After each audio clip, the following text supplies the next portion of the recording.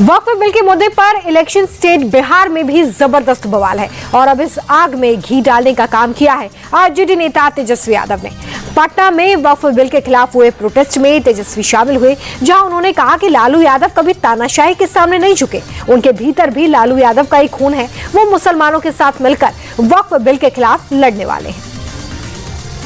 आपकी जमीन को हथियाने की जो लोग कोशिश कर रहे हैं, वक्फ को जो लोग कंट्रोल करना चाहते हैं, कुछ अधिकारियों के हाथ में सौंपना चाहते हैं, ये हम लोगों को हर किस कबूल नहीं है।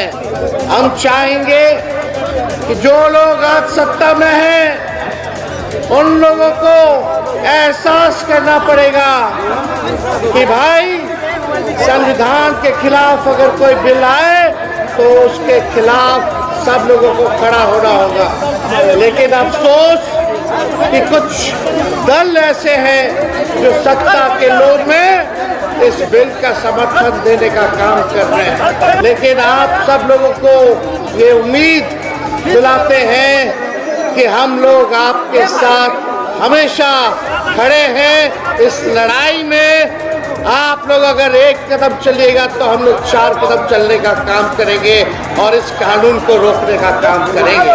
अगर एक होकर के हम लोग लड़े तो इंशाअल्लाह हम लोगों की जीत तय है। किसी भी कीमत पे नागपुरिया कानून को हम लोग लागू नहीं होने देंगे। नहीं। तेजस्वी यादव के इसी बयान पर एनडीए के नेताओं ने खुलकर पलटवार किया है। केंद्रीय मंत्री जितिन राम मांझी ने कहा कि नरेंद्र मोदी सबका साथ सबका विकास के मंत्र पर काम करते हैं, वो हर धर्म के लोगों के लिए काम कर रहे हैं, लेकिन कुछ कट्टरपंथी मौलाना मुस्लिम भाइयों को गुमराह करने की कोशिश कर रहे हैं।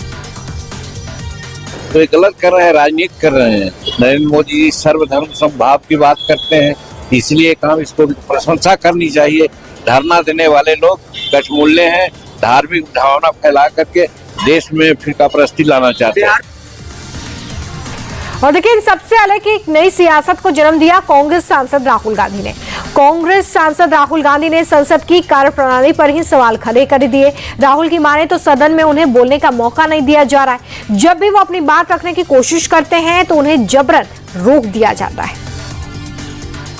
हाउस में जब भी मैं उठता हूँ, एक कन्वेंशन है, लीडर ऑफ ऑपोजिशन को बोलने दिया जाता है। भैया ये माइक मेरे मुंह में मत डालिए सर। और पहले मेरे बारे में कुछ बोलने हैं, वो भी बिल्कुल पता नहीं क्या बोला, अनसब्सटेंशिएटेड। और फिर मतलब मैं खड़ा हुआ, मैंने कहा कि देखिए मुझे बोलने दीजिए, आपने मेरे बारे में कुछ बोला है, घूम कर चले गए और कोई मतलब अर्जन कर दिया, कोई जरूरत नहीं थी। राहुल गांधी को आप सुन रहे थे, जो आरोप वो लगा रहे हैं उस पर स्पीकर ओम बिरला ने सदन के नियमों की जानकारी देने का हवाला दिया। ओम बिरला ने कहा कि संसद के कुछ नियम होते हैं और सभी के पास अपनी बात रखने का पूरा टाइम होता है। राहुल गांधी के आरोपों को स्पीकर ओम बिरला ने एक बार फिर से बेबुनियाद बताया। माननीय सदस्यगण, आप सबसे अपेक्षा की जाती है कि आप सदन में सदन की मर्यादा और शालीनता के उच्च मापदंडों को बनाए रखें। सदन में मेरे संज्ञान में ऐसी कई घटनाएं हैं जब माननीय सदस्यों के आसन सदन की उच्च परंपराओं मापदंडों के अनुरूप नहीं है। इस सदन में पिता पुत्री, माँ बेटी, पति पत्नी सदस्य रहें। इस परिप्रेक्ष्य में मेरा नेता परिपक्ष से अपेक्षा है कि लोकसभा प्रक्रिया का संचालन नियम 349 के वर्णित सभा में पालनीय नियमों के अनुरूप सदन में आचरण व्यवहार करें।